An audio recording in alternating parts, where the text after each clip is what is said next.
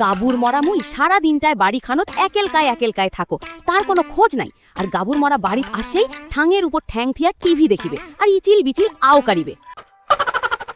বস তাড়াতাড়ি কিছু করেন, ভাবি যে রাগ হইছে, আজকে আপনার খবর খুব খারাপ আছে। যাও বাজার নেই, বাজার নিয়ে এসো। কই শালার সাথে একখানেও নাই।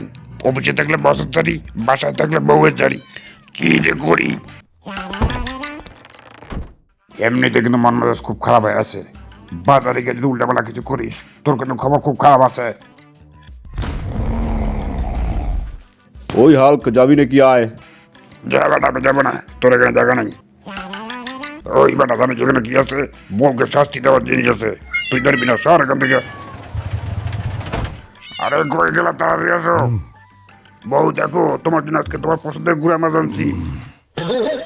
এইবার শালি তুই মজা বুঝবি। গাবুর মরা তুই এলে কি আনছস, তোর আজকে খবর করি সারি দিন। ওরে বাবা বাড়া, বউ চলে গেছে।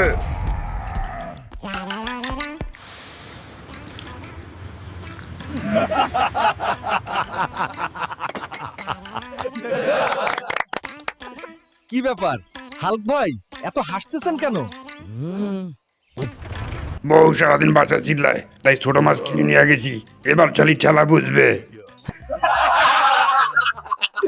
ভাই থাকেন, আমি এখনই বাজার যাবো, গিয়ে ছোট মাছ নিয়ে আসি। চলো আমিও বাজার যাবো। বস বিয়া করলে বউকে ছোট মাছ আমিও কিনে দিব।